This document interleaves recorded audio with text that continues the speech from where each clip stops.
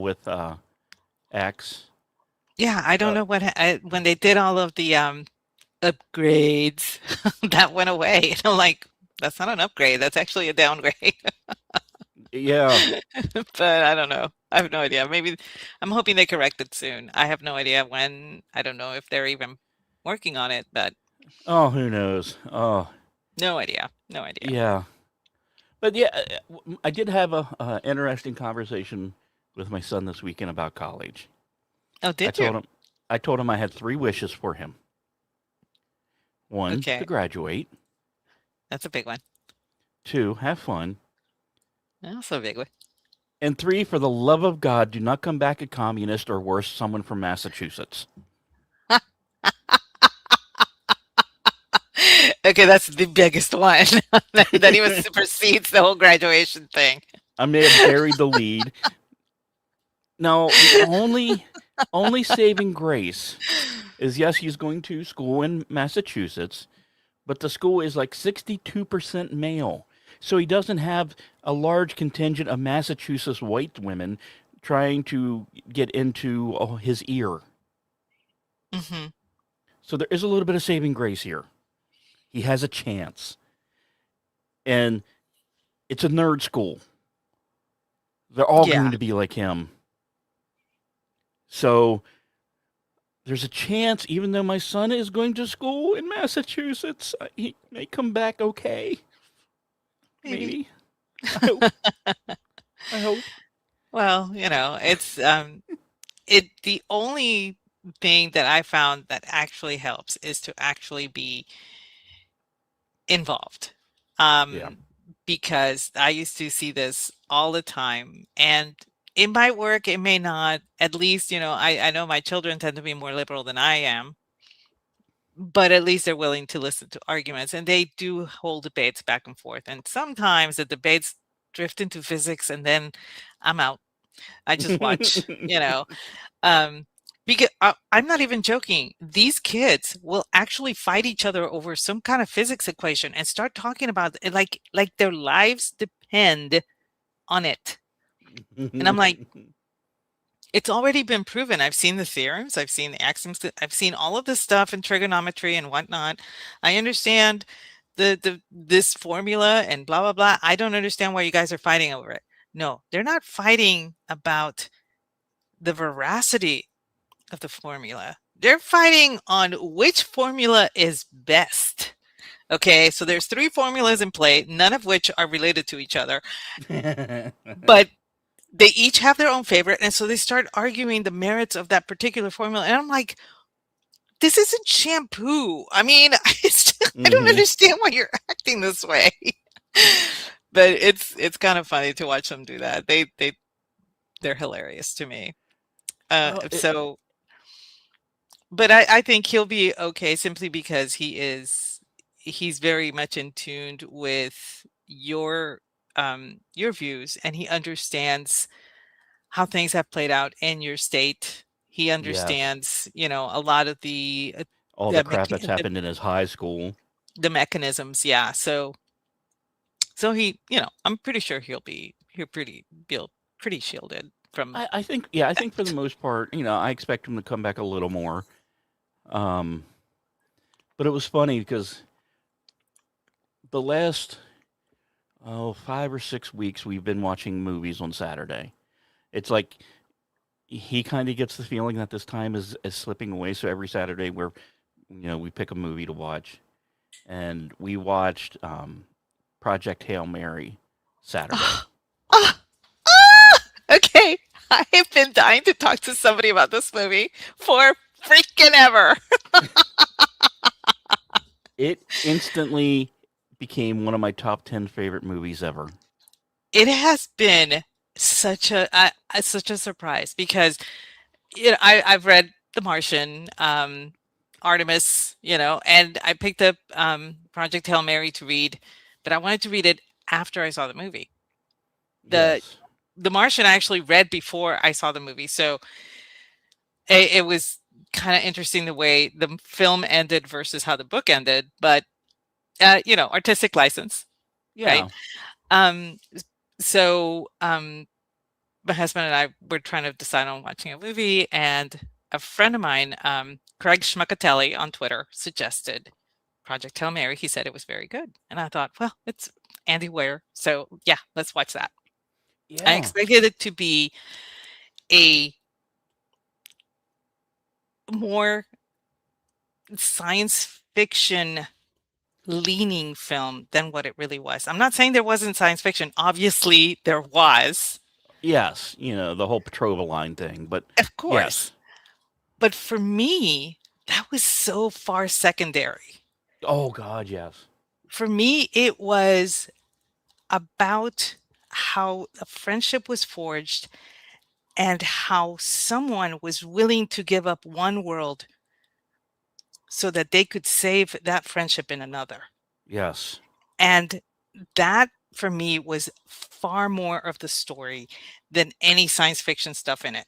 I mean, I had friends that were fighting over the whole, oh, come on, this really wouldn't happen because of this and the physics and this and that. And I'm like, shut up. It's not about the physics. That's just the Yes. window dressing. When you introduce what they did with the Petrova line Hmm. and the source of the engine power, you have to suspend some A of the lot. hard physics. Yeah, a lot. But A even lot. even that though, the way they explained it had physics backing. Yes. You just have to have some assumptions on all the okay, this could actually do that, which is an issue. But we were watching it, and it was so funny because I know you know this. I just finished a paper called "The General Framework for Estimating Universal Biogenesis Potential." Oh my God, I'm Eh, gonna need a drink after this, am I? Just kidding. Go ahead. no, well, it's basically that stupid law of how to estimate life on planets that I've absolutely hated my entire life. So I've always thought it was subjective to carbon, based life form, and it was the habitable zone bull crap. So I worked on my own framework for just trying to figure out biogenesis potential. And with like the first 15 minutes of this movie, they're talking about that, and I'm looking at my son going, "Oh my god, I love this movie." It's actually, it uh, okay, so my sisters know I'm a space geek. So whenever I recommend a film that is science fiction or has space in it or whatever, they tend to just give me the side eye, like whatever. Now, one of them, the librarian who actually read The Martian, and she had to watch that movie. She had to watch The Martian simply because she had read the book and loved it. But she has not seen this one and has not read Project Hail Mary yet. And we were discussing about Project Hail Mary, and I told and she was like, I don't know if I want to watch another science fiction film. It's not really my. And I said, hun, trust me when I tell you, you're not even gonna pay attention to the science fiction in this movie. No, yeah, You are not. You can disassociate yourself from the science fiction. If you don't like the science fiction, don't even pay attention to it. it's present all the time, but it's not needed. It's not needed. It is not needed. And this is the beauty of this movie because this movie, and I can't recommend this enough. And the way No, it same. ends, the beautiful way it ends, I can't get Y- over it. And we yes, were, my husband and I were discussing this, and we put ourselves every so often, once we enjoy a movie, we talk about the movie, and then we put ourselves in the position of the protagonist. yes, And he asked me, he actually said, I don't even have to ask you because I know you would do that. I know you would do what he did. I said, yeah, absolutely. I wouldn't even have to think about it. yeah, And I looked at him and said, would you? He's like, I would have to think about it, but I think I would. yeah. My son and I, we had the same conversation. We were like, "Oh, would you do this? Would you do that?" "Oh, yeah, I would have done that." Just because we both kind of looked at each other and went, "Well, we either die slowly or we die fast, so let's just do it." you know, Yeah, it, it's just I highly, highly, highly recommend if you guys have not seen it, anybody listening out there, Go It see is on this movie. Amazon Prime right now. So if Hmm. you have Prime, definitely Yeah. watch it. It was what I loved was the story, and well, let's face it, that's kind of what we talk about on this show is the story. Yes. The story. Hmm. And I was a little upset, and EP will could verify this. I was so irritated with Rocky's wife's name.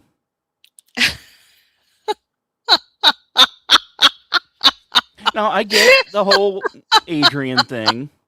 Yes. Adrian, Well, Adrian. that was her name, Adrienne. I wanted her name. If you say Bullwinkle, No, I will book a flight to just go kick your no, butt. no. I was thinking the movie Grease, and I wanted her name to be Sandy. Ah, okay. So Rocky and Sandy. Okay, Get it it. I get works. it. Rocky and Sandy. Yes. Yes, Yes. it works. I'm just saying. And it's always bothered me because Adrian and Adrian are spelled differently but pronounced the same, but except by me. Yes, Because when I'm talking about a male, it's Adrian, but when I'm talking about a female, it's Adrienne. yes. I do the Adrienne, and it's like, no, it's Adrian. I'm like, that's not how I'm gonna pronounce it because you're a girl. End of discussion. I don't care The if the owner pronounces it differently. I don't care. the made up language of Finnish is so much nicer and cleaner in this regard. They only have 14 letters and they use them all the time. It doesn't have an M or a K in it. It's not part of the Finnish language. But it's yeah, no, the story was really something I wasn't expecting. And I absolutely love the main actor. And I thought he did a great job. the I think he did. between the science being relatively mostly accurate outside of the main premise, but once again, you have to have the MacGuffin of the story. Two, the one of the things we talk about is the heavy-handedness sometimes. Like some authors love to take you down a path and put the chain around your neck and take you there. Hmm. This story let it go out in a natural pacing with natural comedy. None of the comedy was forced. No. And I have to tell you, it was funny because we watched that Saturday afternoon. And Saturday night was supposed to be our D&D session. Hmm. Well, apparently someone decided to burn California, Oof. Yeah. which took one of our players out of the game. And then one of the other characters decided to take a nap at 4 o'clock in the afternoon on the East Coast and never wake up again until Sunday. So I'm sitting here leaving, with 3 players. We're at a major part of the story that I can't go into because there's still like we when we record and well episodes we air on Friday nights. There's like an 8 episode difference, so there's like 8 hours of material between. So I don't want to give anything away, but we're at a very, very important part of the D&D session. So I'm sitting here going, okay, well, if Ordy can't make it because of the wildfire, that's okay. But I can do a little scenario, and if our oldest person at the table doesn't take a nap and fall asleep the entire night, um, so I'm sitting here prepping everything, and having just come off the high of watching this movie, and I'm watching clips from Gen Con. I don't know if you're familiar with Gen Con or not. No. It's once a year big fantasy convention type thing where a bunch of people and the people that make D&D decided to show up this year Ah, okay. Nice. in all their gay, glorious bullcrap. Which was funny because the first 8 presenters for Hasbro Enlightenment D&D were Hmm. white males. So Oh, to counter really? that, yes. So to counter that, the person to introduce them all was a black individual from Britain. So, they had to balance the spec sheet a Of little bit. course. Yes.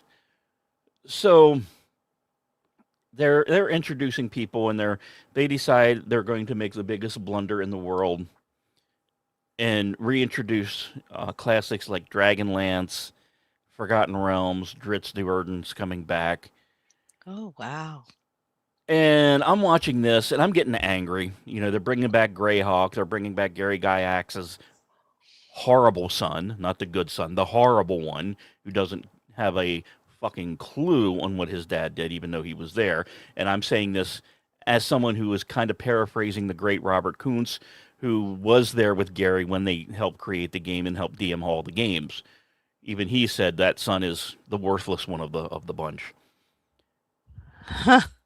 So I'm watching all of this, and now, admittedly, the Greyhawk, other than the purple and pink logo, looked gay.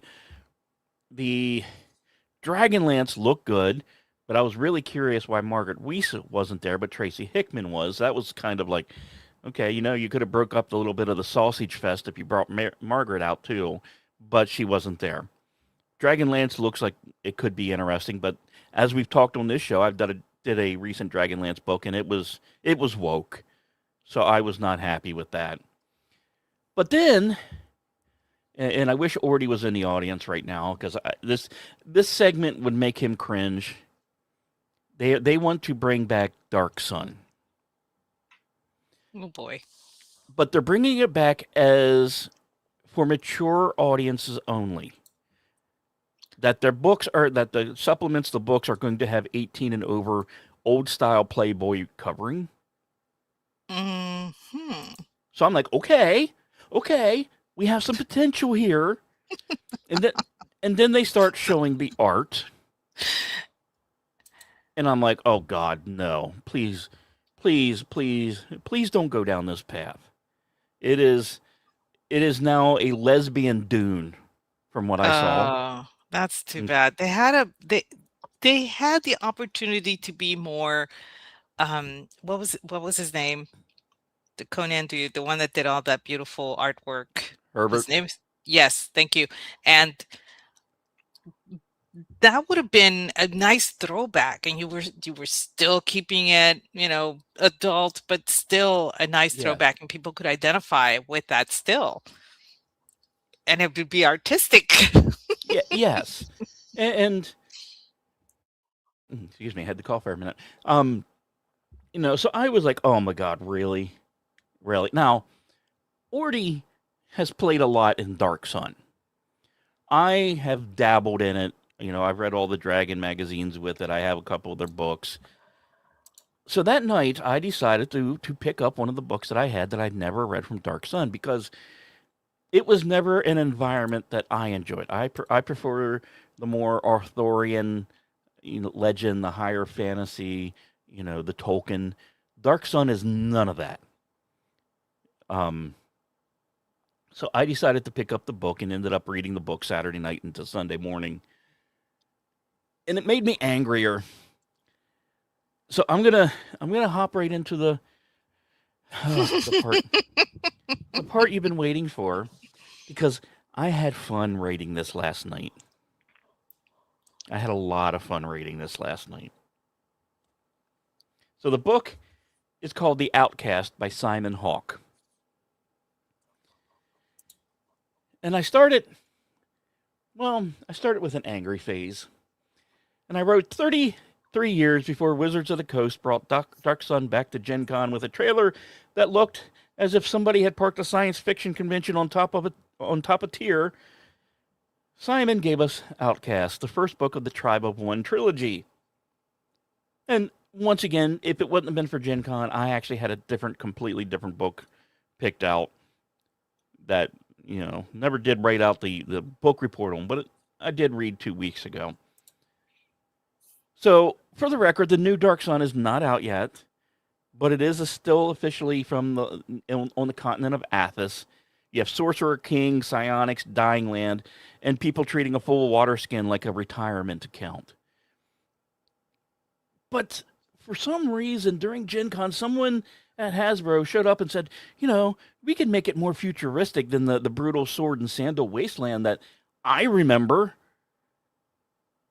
And I'm sitting there going, oh God. So I went back to 1993. God, I wish I could do that too sometimes.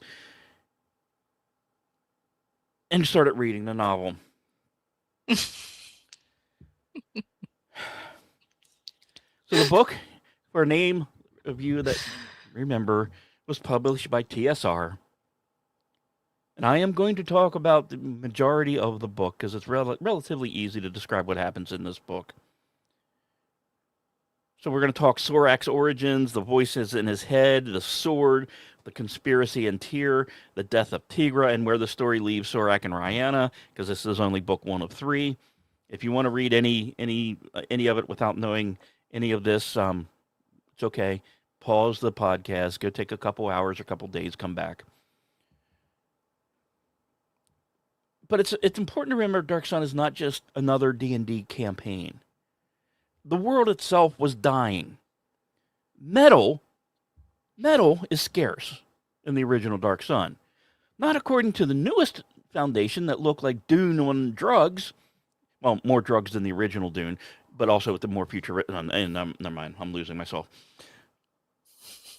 But you have arcane magic that help cause the catastrophe in the first place. You have defilers that draw power from life and leave dead ground behind. Preservers use magic without destroying the land, which of course requires some discipline. And, also possibly avoiding public execution because that was popular in Dark Sun.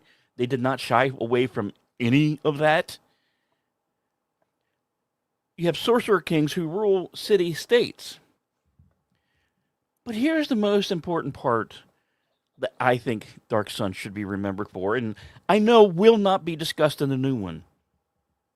Slavery is ordinary in Dark Sun. There is no way those woke bastards at Hasbro is going to allow slavery to exist in Dark Sun. This is going to be some enlightened moment. I just know it. Or if there are slaves, it's probably white cis male that are the only ones allowed to be slaves now. Oh boy. Yeah, I can see the way this is going to be. I mean, yes. I'm just going to go get popcorn at this point. And the main reason I didn't play Dark Sun as much is because psionics, mental abilities, are a driving factor on in the game. I never liked how D&D handled psionics. So I never played it. I can't say never played it. I never liked it. They never found a proper balance, in my opinion. But let's not forget the most important part of Dark Sun, where you have, little fat hobbitses and Tolkien smoking weed. In Dark Sun, you have the halflings trying to eat you. A little bit of a distinction there.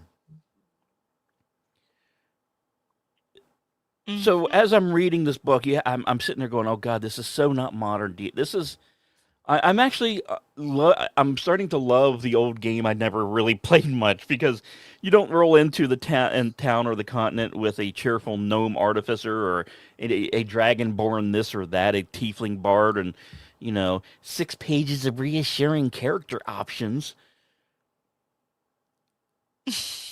It was interesting to get back in because Sorak, although when we first meet him, he's like a starving child who does not even have the name Sorak yet. Like, okay, this is good. We're starting out promising. He is found abandoned in the desert by Lyra Al-Kali, no related to Rey in Star Wars. And he is actually a wandering druid. He's barely alive, he's traumatized, and accompanied by a Tigan cub, a large hunting cat that also has psionic abilities. So I'm like, okay, we can have some fun here because in written form, psionics makes a lot more sense than it does at a gaming table. But what was interesting about Sorak that I've never seen anywhere else, and I'm sure there are examples, but he is a half breed. Now, halfling or half elves are a common thing, but I've never really seen a halfling that was, or half elf that was part elf, part halfling. That's not a good holiday card, you know. That's that's No. that's like 1940s. Your daughter brings home a black dude to introduce her family that they met in college. Some areas just doesn't fly well, is what I'm saying, especially back then. So it has that little bit of attitude and atmosphere in this as well, which I thought was brilliant. What a great way to bring that modern touch into a book from the 90s. So he is given the name Sorak, and we find out eventually that Sorak is not the only one living inside his brain. Now, as someone that has 11 voices in my own head, I'm like, okay, I can understand this character. I can respect it. I know where they're coming from. So I'm like, okay. But it's the trauma, as we learn, that he suffered as a child that actually caused his identity to fragment. Once again, great. I'm digging this story. And this is where I thought one of the greatest names ever. They call his condition a tribe of one. And I don't think there's ever been a more apt name of that condition in my life. A tribe of one. Hmm. It's He kind of has like this, you remember the army, an army of one. That was their yes, motto. yeah, However, it doesn't really work for the army, but it does work for the individual. yes, yes. Now, he has distinct personalities, including the Guardian, Aaron, Kavara, the Watcher, Lyric, Kether, the Ranger, and Screech. I think this book technically came out before Saved by the Bell, so we're going to allow him that name. It's not like Toad Spitz that we covered last time. Right. So we'll allow the author some leniency on this. But they all have different voices, temperaments, and abilities. Some take control of the body, some speak internally, the others remain hidden until danger brings them forward. But the tribe of one actually protects him. They argue with him. They conceal things from him and literally form a community of friends inside one body. And the author did a tremendous job of relaying this. So I'm already digging, this whole idea, this whole person, the premise of the story. Then we start using his personalities kind of like an adventuring party. You have all these different characters and basically races and abilities within one body. So the author starts utilizing it and actually starts telling the story as if this is a group of adventurers going on, they're the Fellowship of the Ring here inside the one brain. So it is important, I think, of a distinction. This is not an attempt to do a clinical depiction of, the disorder that is in real life. This is a fantasy concept based around psionics and Athos and Dark Sun and Sleeper. So he treats them as individuals, not individual personalities. And I think that's an important distinction. I think it would be real easy just to, to go completely Sybil and write it like that. But the author here does do a really good attempt at making them their own unique person. And I think that should be applauded here. So as we go on, we get introduced, we get doing this. Once again, remembering metal is scarce in this world.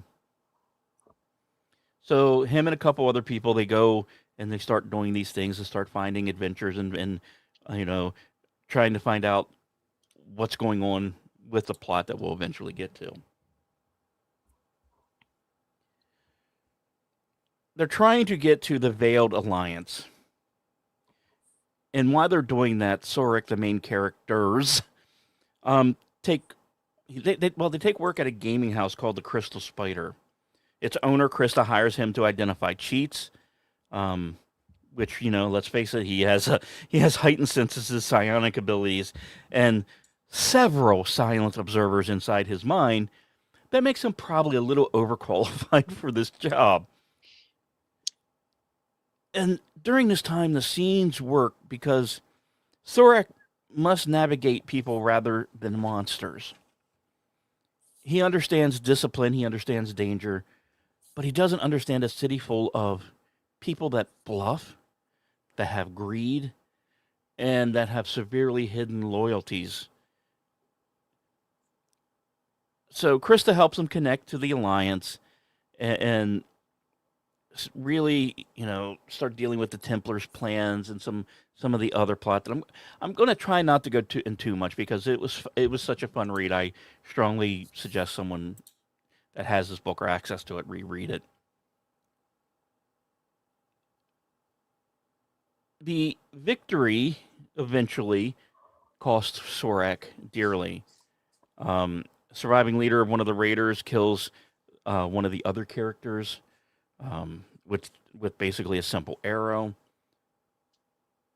And this person had been with Sorak since the desert, before the convent, before even his name, and honestly, probably before most, if not all, of the personalities in his brain had formed. So to see this character and him have to go through it with all the different personalities is handled pretty well. Like I said, this is not necessarily a light read. This is not Elminster going into his library, helping someone. This is Athas. This is Dark Sun. Pardon my language. You will get fucked over, and it's quite clear in this book that they keep that. But after this happens, Sorak now has a little bit more direction on what he wants to do, or what they want to do, if we're using modern vernacular. He continues searching for the sage and the truth, of course, about his parents, because that has been in the back of one of his minds the entire time. What Hawke does here with this novel, you see Sorik's sheltered upbringing. You see Athas being explained without, this is page 6 in the Athas handbook. He took the source material and brought life and breath into it, which is not something to do easily with Athas, in my mind, with the 2 other books that I've read. The book does struggle occasionally with how often Sorik's uniqueness becomes competence. He is half elf. He's a gifted fighter, powerful psionic presence, the bearer of a Galdra, the companion of a psychic Tygon, the possible figure of a prophecy, and a tribe of specialists occupying one body. At some points, the young outsider begins looking less like one remarkable person and more like somebody that has cheated with their dice rolls and checked every interesting box on the character sheet. But if we're being honest, in the 80s and 90s, that is almost the basis for every main character in TSR. So I can't fault the author for doing the same thing. It might have been a direction from the company heads to begin with. But it does get old after a while, especially in a world that is Athas and Dark Sun. There is, if you don't know what Athas and Dark Sun is, there is a fair amount of setting explanation. I enjoyed it because Athas is the reason to read a Dark Sun novel. It's not just there. It's not the Dalelands. It's not Waterdeep. It's not the Inn of the Last Home. It is the reason that everything exists. So there are moments, if you know the material and the D&D material, the story feels as if you did open the campaign box occasionally and copy pasted some things. But some of it is just had to have been done. Once again, not faulting the author. Probably, once again, a directive of the editor from TSR. Hey, can you put this line in from page 86? This is brilliant. I wrote it. Oh, okay. Yeah, I'll find a place to put it in. So the book is about 300 pages long, but it moves quite well despite some of the exposition. You really are enjoying it. Once again, there are times you forget that, oh, that's Sorak personality number 6, because the author does do a good job at times of writing it as a separate character. So you do get lost in that occasionally. With Tyr being an important part of this, it also is fascinating because if you know Tyr, you also, and you happen to know some Norse mythology, there is some overlap here. But perhaps the best thing I can say about this book, without, like I said, giving away a lot of the plot, because I didn't want to. I didn't want to this time. It did kind of make me want to find the second book called The Seeker. Which, I mean, if we're going to write a book, isn't that the first of a trilogy, is to make you want to read the second one? So it did its job. It brought me back to the early 90s. It brought me into a world of Dark Sun and Athas that I appreciated, especially after seeing the Gen Con bullcrap. And it reminded me that the original Dark Sun was ugly. It contained slavery, exploitation, prejudice, cannibalism, ecological collapse, and much like modern day society, governments built on fear. These are not just cute background flavor. This is what has gone wrong with the continent. You know, it's there. It's the character itself. So we don't get the fluff that we get with, in Tolkien or in Ed Greenwood's writing, or Margaret Weis's and Tracy Hickman's. This is a little darker. This is a little more brutality. I would have loved a little more slavery action, and I'm saying that because that is Dark Sun. You need that little bit of slavery. Hmm. I don't need Dark Sun preserved in any sort of amber. It's not Dark Sun without that slavery, that fear of being put in there. And as someone who watches a lot of D&D channels, there are two that I know that play in Dark Sun settings, and they, because they're streaming on Twitch or on YouTube, there's no slavery. Or if there is, they dance around it. And that's not the setting. You can't have a proper... I mean, would you read Roots if it wasn't about slavery? No. It's an integral part of the story.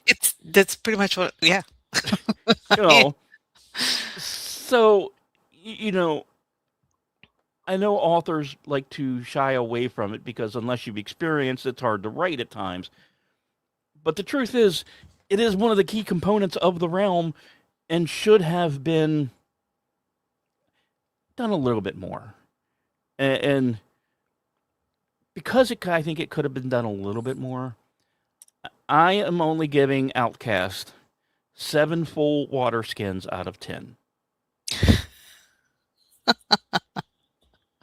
The other 3 were lost somewhere in the desert along the slave trader route.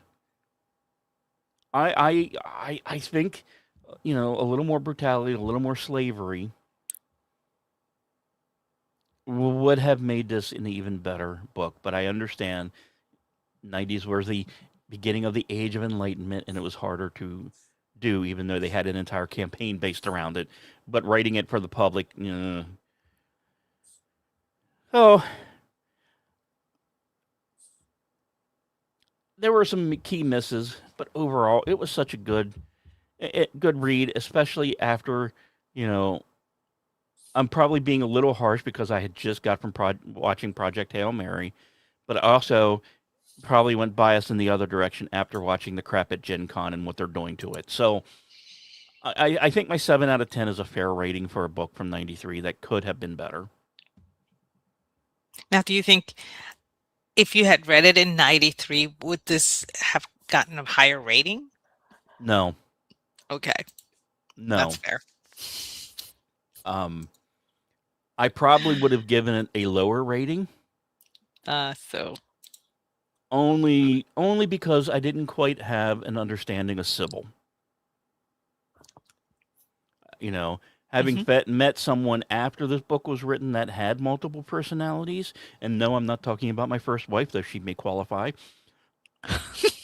I understand it better now than I would have. Huh, all right. That's pretty And yes, funny. that was a 100% slap. It worked. Okay. No, he's not talking about me. I'm just gonna put that up there right now. So, do you have a cocktail for this particular book, I or a drink, or a beer? I want to make it. I wish MD was here because I would love to know if he has the one ingredient. But I found the absolute perfect mixed drink for this. I mean, perfect. And it dates back to the 1920s. And it is called Blood and Sand. I love that cocktail. I'm not even gonna lie. I've had it and I love it. It's one of my favorites. It is now, perfect. You're right. now, the recipe I found, and like I said, I have 3 of the 4 ingredients, and I got to figure out if I can find the fourth one. It's 3/4 of an ounce of Scotch whiskey, 3/4 of an ounce of cherry herring, or hearing, depending how you want to pronounce it, 3/4 of an ounce of sweet vermouth, and 3/4 of an ounce of fresh orange juice. Shake with ice and strain into a coupe or cocktail glass. Garnish with an orange peel if that is your desire. I really want one now. When I found this drink, I went through an online cocktail book and I saw that and I went, "Oh my god, why have I never had one of these?" So this weekend, I am going to the New Hampshire liquor outlet looking for cherry hearing.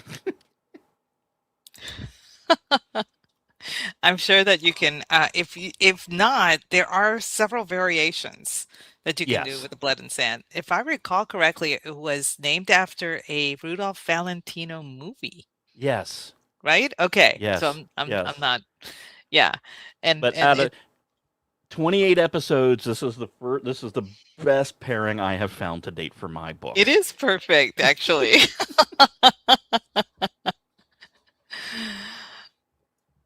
Oh goodness. Oh, excuse me. It is, I highly recommend it. It is one of my favorite cocktails. I've had it on very special occasions because not a lot of people actually have it on their repertoire. A lot of people don't know it's a very old established cocktail, kind of like Yeah. it, kind of asking for a Brandy Alexander, and suddenly they're looking at you like a what? And I'm like, you know. Yeah, when I read it was from 1920s and around that time, and I'm like, okay. I'm looking at it. I'm like, okay. There's not a single part in here that I don't like, other than maybe the cherry hearing. But I love cherry, so I'm not complaining here. Um, yeah, I'm like, okay, this is on my wish list. Awesome. So I guess with that, we should probably take a little bit of a break Okie dokie. and going with something a little bit different. Buddy Rich and his orchestra tonight. Let me go into my NPR voice here. Coming up for the 3-minute intermission. Listen to the lovely tones of the Buddy Rich Orchestra, and you gotta try. We will be right back.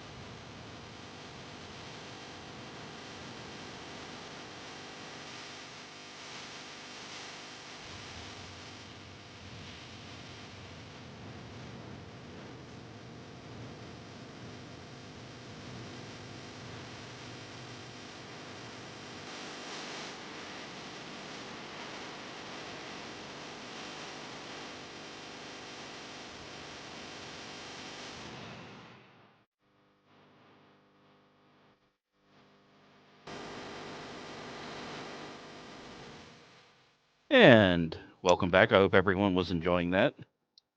I sure did. I almost missed the ending because I was sitting in my chair just. I was like dancing a little bit in my chair. I gotta admit, I wasn't doing the drumming though. I'm not a drum solo person, but Yeah, and yeah, I'm not Buddy Rich either, so that's not going to happen on my end either. But yeah, that was. I got that song this afternoon because when I'm driving around from work on Mondays that we do the show, mhm. I put on Jazz Channel so I can try to find a song. And this one came on at around 1 o'clock today, and I'm like, oh, that one is going on the show tonight. So It was good. I loved it. Great yeah, pick. Great pick. thank you. I love selecting the music for here and your Tuesday night show. But yeah, it's I guess we can dive into why most people tune into this show. Your Oh, selections. stop. That is not Pressure. true. The pressure. Can you Whatever. handle it? Well, I picked an interesting book. So, and I already told you it was very disturbing. I Yeah, when you told me, was it last night? I think it was night before. I think it was Sunday Night, night. okay. Yeah. Yeah. And I was like, oh, okay. Yeah. Welcome to August. I know. I should have this would have been better for October, not gonna lie, because it was that Mm, disturbing. Um, but I chose, everybody is familiar with Franz Kafka. Um, most people are familiar with only one of his works, Metamorphosis, but he wrote a lot of short stories as well. And his best friend, his name was Max Brod, who he met in the first year when he attended college, published a lot of them after his death. And it was an interesting way that he went about doing so. Franz Kafka himself was born in 1883, as opposed to 1983. And his parents were actually in the fashion industry. They were very successful. He did come from a very privileged background back then. He had several sisters, I believe, with whom he hung out most of the time because his parents were always busy, at work, which is a big testament because the mom was also very important as a provider in the family. It wasn't just the father who was out working. He was in what is now present day Czech Republic. And he started writing at a very early age, but he was always discouraged by his father, who told him studies were more important than fancy writings, fanciful writings. So he went to study at the German university in Prague, and he started studying philosophy and chemistry, but he switched over to law, not because he liked to study law, but because he felt it would be a better way to provide an income. He got his doctorate in law, and from there he became an insurance adjuster. Believe it or not, he went to work for an insurance company. He didn't like it, so he went to work for another one, and he was really good at what he did because he was so methodical. I started seeing a lot of parallels between me and Franz Kafka. I'm sorry. Yeah, it's very scary when I started seeing the way he was very methodical about um, the lists that he would make, uh, his work. He was so good at it. He kept, advancing in his career, but he wasn't just working there. He also worked for his mother and father, helping with their business. So he seldom had time to write. And for his dad, that was a good thing, but for him, it was stifling. Yeah. I felt as I was reading my choice of tome for this evening that Franz Kafka actually had three separate lives that he just conjoined. He Oh, had the one where he was always doing as his father suggested, doing what the family needed, all that stuff. He had the other part, which was self-sustaining himself with his work, and then he had his writer side. So he had a very fragmented life. This was a man who had been engaged several times. He was very emotionally invested in these engagements, but he would break them off because they would take away from his writing time. And this was really sad to learn about his life, that he did not know how to manage his time well enough where he could write. But that was one of the reasons whereby he quit the first job, was that he didn't have any time to write. The second job actually gave him more flexibility with the schedule, with his work schedule, so that he could. So it was interesting to learn about his life. In his first year at university, he met a man who would become his closest friend. His name was Max Brod, who was also an editor of the school newspaper and magazine, and he would eventually publish some of Franz's short stories in that magazine during their school year, during their school time together. Um, but that was the only constant that he had in his life, was this friendship with Max. Um, Sadly, because he was so torn by everything, all of the, the work that he did with his parents, the work he did outside of that, the writing, he never had any time for himself. He was sickly most of the time. In 1922, he contracted tuberculosis, and he was ill for a couple of years before he passed away in 1924 at the age of 40. So he died relatively young. Um, he never married, for the reasons I stated, which I always thought that was kind of weird because of the intensity with which he had friendships with other people, including his sisters. But because a wife would take away from that last thing that he felt was only his, he chose not to. And it was kind of sad to see that. But and yes, I do see a lot of parallels between myself and him in the way we write, in the way Okay. we do these things. Because one of the things, and I did not know this until I read this, upon his death, he had left instructions for Max to have all of his writings, all of his short stories, all of his unfinished novels burned without reading. He wanted everything that he had ever created completely destroyed, Wow. without eyes set upon them. Those were his words. Without That does eyes sound set a little upon them. bit like you. It is, because I do the same thing. I will write my stories, and then I'll burn them. I actually do burn my stuff, Um, but I figured nobody's gonna. I'm not a famous. I'm not a writer, so if I die right now and somebody finds some of my stories that I forgot to burn, I don't care. I'm not gonna care. But he obviously cared enough to say that to Max, and Max unbelievably went against his wishes because he felt that these works were too great not to be Mm. shared with the world. And so the volume that I actually have is called In the Penal Colony and Other Stories. And when I say other stories, these are all short stories. I think the longest one was maybe 25, 26 pages long. In the Penal Colony was the longest one of them.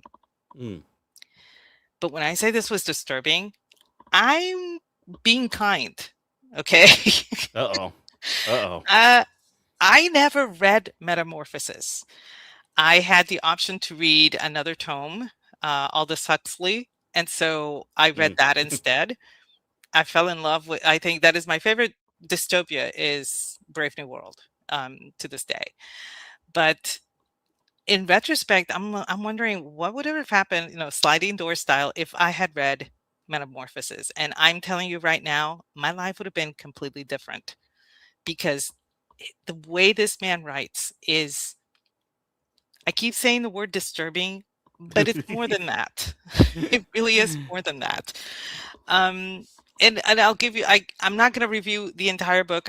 I'm picking 3 of the short stories. As a matter of fact, one of the short stories was literally 5 lines long. I love that. Yeah, it's very, very short, so the title In the Penal Colony was probably the most disturbing thing I've read in the entire book. It has 4 main characters. They have no names. One is the traveler, one is the officer, one is the soldier, and one is the prisoner.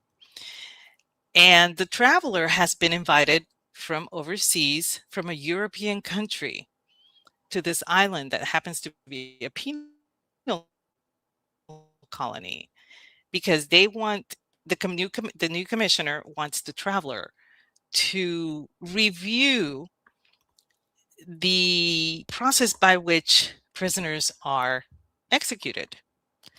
In this instance, there is no other punishment. So regardless of if you do something in this penal colony, you will die. Your punishment is death.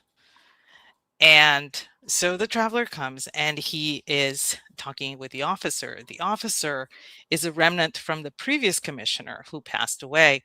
And the previous commissioner and this officer had come together to make this contraption, this machine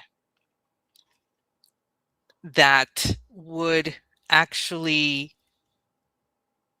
execute the transgressor in such a manner that the transgressor would feel the punishment, and then after a while it would find an elevated sense of being because he understood his punishment, and then he would understand that he was being released from that punishment by death. The entire process would take 12 hours to complete. The officer begins to explain the mechanisms by which this contraption works. At the very top of the machine is a harrow. The harrow has several needles that come down from it. At the bottom, you have a platform whereby the prisoner would be strapped naked, face down. Right in front of his face, there's a piece of felt that he is supposed to chew on. Because at the beginning, what the harrow does is rather harrowing. The harrow is designed to write the punishment on your skin. Much in the same way as if anybody watched The Order of the Phoenix, Harry Potter is being punished by writing and it shows up on his skin. Well, imagine lots of needles writing an entire sentence on your back over and over and over. You usually have to pay extra for that. There are water tubes that are designed to keep the skin clean so that the harrow could keep writing. As the officer is explaining this, he says that after a time, the prisoner will be turned over so that the harrow could write on the front, and it's writing not just on it's writing on the whole of your body. So your legs, your buttocks, your back. So imagine what happens on your front, right? And so he's describing this, and he gets to each hour what happens to the prisoner and describes what he sees in the prisoner's face. At the 6th hour is when the prisoner realizes what is being written on his back, because he's not told his punishment. He's not told why he's guilty. He's not told he's going to die. This is the punishment. And the true punishment is that you're going to be strapped in here not knowing anything. And the only way you'll know is if you figure out what the harrow is writing on your back. And it takes hours. Wow. And this continues on and on and on. And at the 6th hour, the officer explains that that's when you start seeing in the face of the prisoner the knowledge of having figured out what's being written, why he's being punished, what he did wrong, because he's not told before he gets on that. Okay. Meanwhile, over here, you have a soldier with a prisoner. And so the traveler asks the officer, why is the prisoner here? And the officer tells him, well, his job was to get up every hour on the hour through the night and salute at the door in case the captain behind that door sleeping would open the door. So he would be saluting the captain before the captain opened the door. Well, he fell asleep. The captain decided to test him, and he opens the door and he's asleep on the floor rush, the mat. So he yells at him, and in confusion, the prisoner yelled back. And that's why this man is being put to death. This is the punishment. So his back will have something written, commensurate with, obey your captain, or something, words to that effect. And the traveler is there to witness how this machine works. The officer understands that he has to sell this machine to the traveler so that the traveler can then sell it to the new commissioner, and the officer can keep doing this because the officer is a true believer. He believes that this is the only way that people should be punished. And so when the traveler says no, that he cannot say that because this is very inhumane, the officer understands that his job has come to an end. And so he decides to set the prisoner free, and instead undresses and gets on the platform and begins the whole process of having something written on his back that he went up and pre-programmed before he got undressed. And it says, "Be just," is what he wants written on his body before he dies. But the machine needs constant attention, and the only one that knows how to work it is the officer himself. And so it goes awry, and the needles, instead of writing, start piercing him and stabbing him. And the traveler is desperate to get him off of that thing. But before he can, one of those needles has gone through his forehead. And he sees the expression on the officer as being one of resoluteness, but nothing of what the officer was hoping to get at the end, which was that higher sense of being, of having, meted out the punishment and being done. So the traveler goes back to the village and sees where the commissioner had been buried, the previous one, and it says that his believers will know that he will return again, kind of like a second coming type of thing. And the traveler's like, yeah, I'm done here. And so the traveler leaves. The soldier and the prisoner want to go with him, but he prevents them from going back. And I think that has to do with the fact that the people in the penal colony could never assimilate to wherever he comes from in Europe. And it ends abruptly. I mean, that's it. Oh, wow. That's how it ends. So Wow. that particular one was disturbing, but the one that he was best known for was called The Judgment. And that short story he wrote in the space of one night. I think he started at 10 o'clock at night and finished at 6 o'clock in the morning. And he just sat down and he just started writing. And it's the story of a young man. His name is George, and he has a fiancée named Felicia. And he lives with his father. He works in the same with his father's business and everything. And he lives with his father after his mother passed away. He has a friend that lives in Russia, and he gets letters from his friend in Russia every so often about how dissatisfied he is there because he started having a really good business, but now the business is dying and he doesn't know what to do.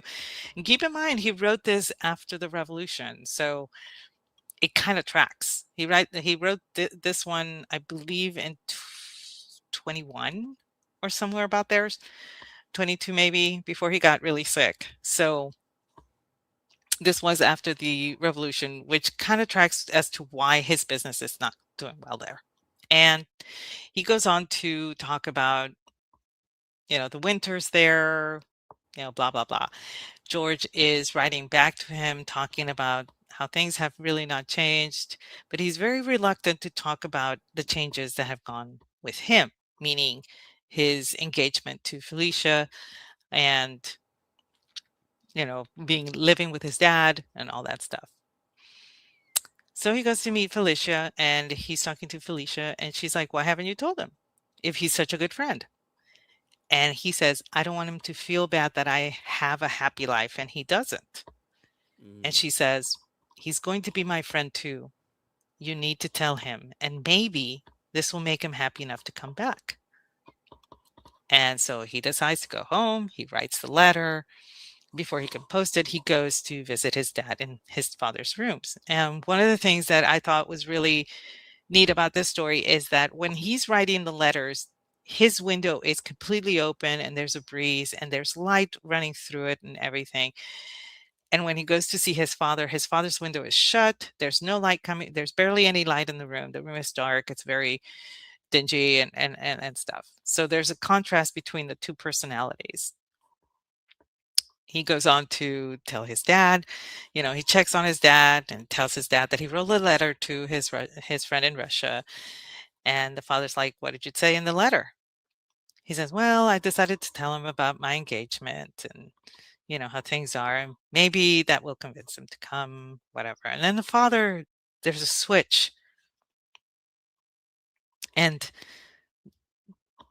it's almost as if the father comes alive but not in a good way. The father begins to harangue him and tell him that his friend already knows. And George is like, "What do you mean he already knows?" Because his father writes to his friend and tells him everything about George's life, the stuff that George doesn't tell him. And the father says, "Why do you think he has stayed away? He doesn't want to come see you anymore because you have kept the good things from him. You keep them Wow. to yourself. You don't share your life with him. You don't want him in your life." Things of that nature. That's what I was gleaning from the conversation because let's face it, it's a translation from High German, and sometimes you're going to lose something in the translation. Yeah. For example, Yes. it's in here it's called a judgment, but the translation of the actual title is the verdict. And for me, a judgment is different from a verdict. Yes. Yes, it is. But in this case, I think the judgment actually works a little better. So anyway, going back to the story, the father complains about that and starts telling him that his friend crumbles his letters with his left hand while he reads his father's letters with the right, and how he has been a disappointment, how he has done all this stuff, and then he judges him and condemns him to drown in the river, to die by drowning. George is beside himself. He runs out of the house and he goes to the bridge and he says, "I have always loved you, mother and dad," and jumps. And that's how this story ends. And I'm like, Wow. what did I just read? But Wow.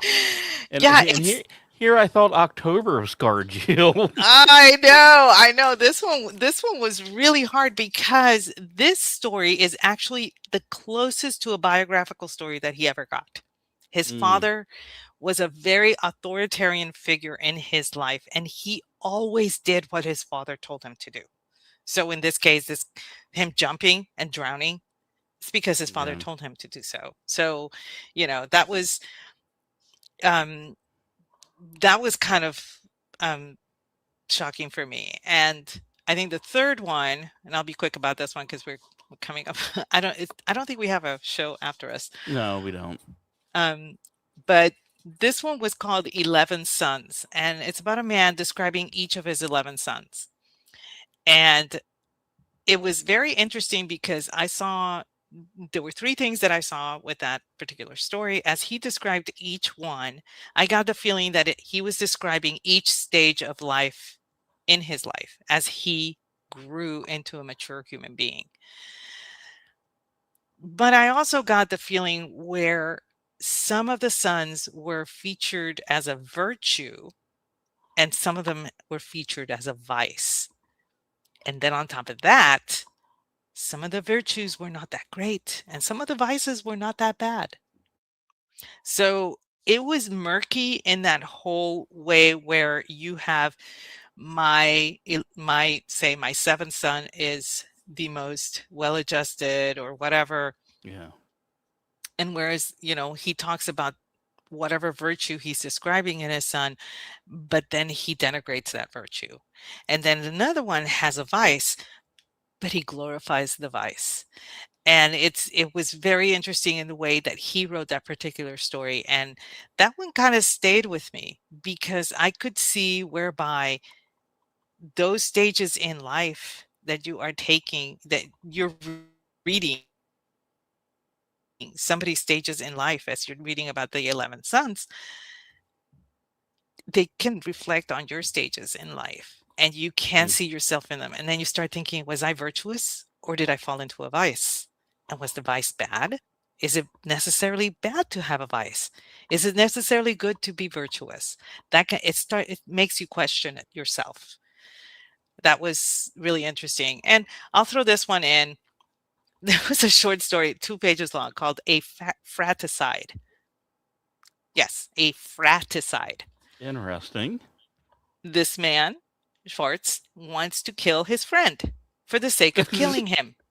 That's the summary. So he is in the alley. He knows Vesa and Mrs. Vesa are going to say good night to each other because Mr. Vesa actually works at night. The neighbor who always watches outside the window is there just smoking his cigarette and watching everything that goes outside the window. And Schwartz is over here waiting for his friend to turn the corner into the alley so that he could greet him and he could kill him. And he does.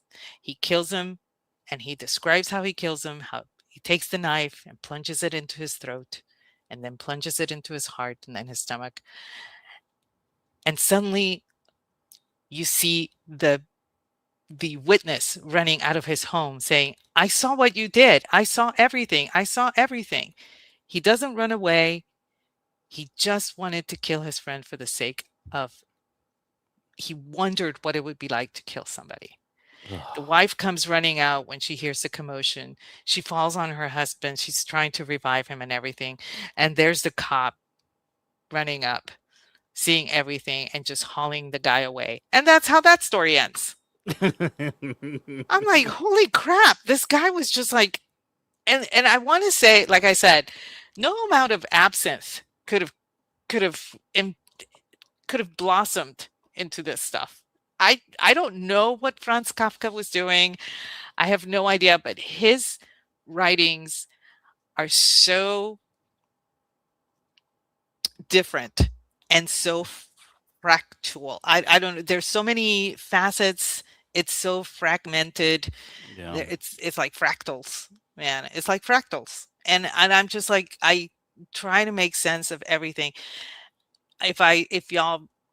If you want to read, you can go online and search for Franz Kafka in the Penal Colony, and I believe Franz Kafka Online is a website where you can read all of his stuff, and it's there in the Yeah, Penal and Colony. your search suggestions will only be screwed up for 2 to 4 weeks. Probably, but I do have, believe it or not, I do have a drink for this. Oh, nice. Nice. There were actually several drinks that were inspired by Franz Kafka himself, but the most famous one is called, obviously, the Metamorphosis. Okay, and it's it was created up here in Boston, actually, so it's not an Eastern European drink, but it does use Becherovka, which is a Czech herbal liqueur that's slightly bitter. So it's like made with bitter herbs rather than sweet ones. Um, so it's kind of like the bee's knees. You're going to take 1.5 ounces of the Becherovka liqueur, 3/4 ounce lemon juice, 3/4 ounce of honey syrup. And the way you do honey syrup is 1 part honey, 1 part water, bring to a boil, let cool, you're done. You're going to pour all that into a shaker with ice, and you will double strain it into a cocktail glass. And you'll garnish with a little lemon twist if you so want. But that is the metamorphosis. And I thought it was, I just did Wow. Franz Kafka cocktails, and 3 of them popped out. And I'm like, oh my word, okay. So we both picked books with weird crap and multiple personalities. Yeah, it was kind of weird when you started talking about that. I was like, boy, we didn't Did it plan again. this. Did We it didn't again. plan. No, I literally picked my book Saturday. I've had this one in my queue for a while, and I kept putting it off. I honestly, I was afraid to read it, and now I see why. Yeah. I I don't I just yeah. I might send it along to you just so that you understand this is a mind trip. It really is, because it forces you to extrapolate the end. They are Mhm. so, all of the endings are so abrupt. You're like, is that it? I mean, there's got to be more. So it makes you think, it makes you continue the story in your head. And I think that was the gift that Kafka had, that Yeah. he actually inspired you to continue the story in your head. And um, like I said, I never read him before this. I I am not sure if I'm going to read more of his writings again, but they tend to weather really well simply because of that innate gift of trying to finish a story on your own. So I would have to give this book a traumatic 8 out of 10, because like I said, I had never read Kafka before, and Yeah. for somebody who is a big reader, that's totally on me. That's totally on Yeah. me. Um, but this was my foray into actually tying that loose thread that had been missing in my literary web. And so, yeah, traumatic 8 out of 10. I will say traumatic because it was. Yeah. Now, some people may enjoy it. Some people may like the existentialism of it. But in my opinion, existentialism actually promotes that freedom and an individualistic nihilism, but this Mhm. didn't. For me, this was more of showing me that he was really trapped Yeah. in his life. And which is why when I said that he was living 3 different lives at the same time, he he didn't know how to manage his time. And it was very hard on him because he could never say no to his father. And that, I think, not only damaged that relationship, but it did a lot of physical damage to himself as well. Yeah. Yeah. So, anyway, so that was No, it for me. and I love stories like what you talked about and even my book because I'm building a new campaign world to play end of next year, and this is my first foray into doing building an entire new world for people for in what 25 years. Mhm. And one of the things when I do, like when I'm planning out, okay, this is what the continent looks like, this is what the struggles are, this is who rules.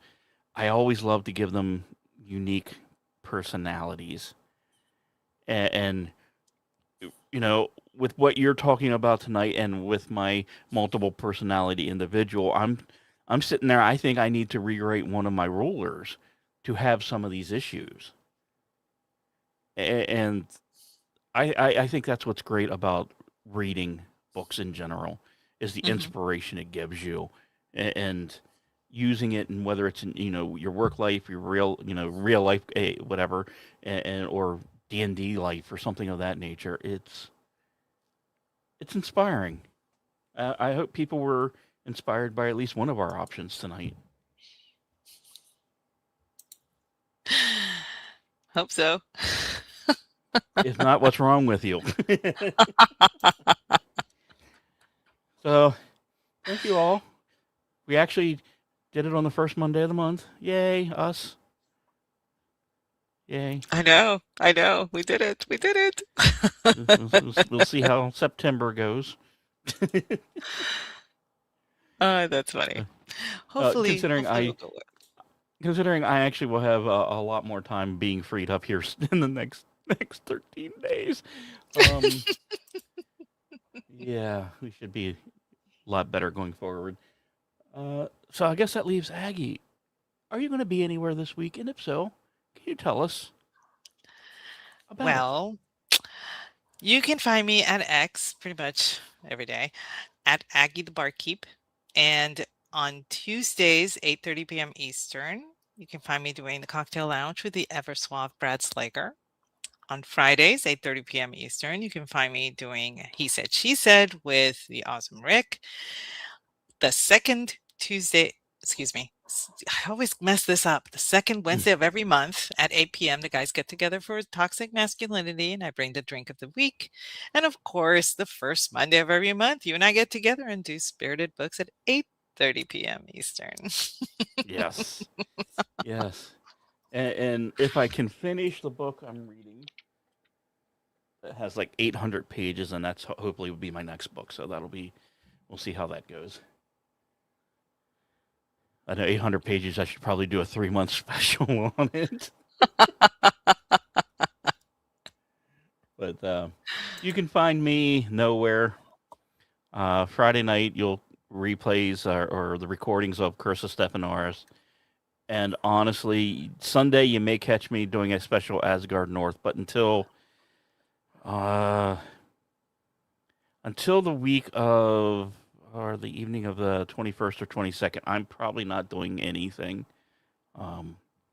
Dealing with getting kiddo ready for college and dealing with my mental aftermath. So probably the next 2-3 weeks I will be spotty at best. But you can always follow me at A Cosmic Bard over on Twitter. Also my YouTube channel, Listening Post Studio. Random bits of music and old podcasts show up time to time. So definitely stop there and subscribe and like and all the normal YouTube crap people say. So thank you for joining us, Aggie. Thank you again, as always, for being a tremendous co-host. And I think with that, we will head out with a little bit of Chopin. Good night, everyone.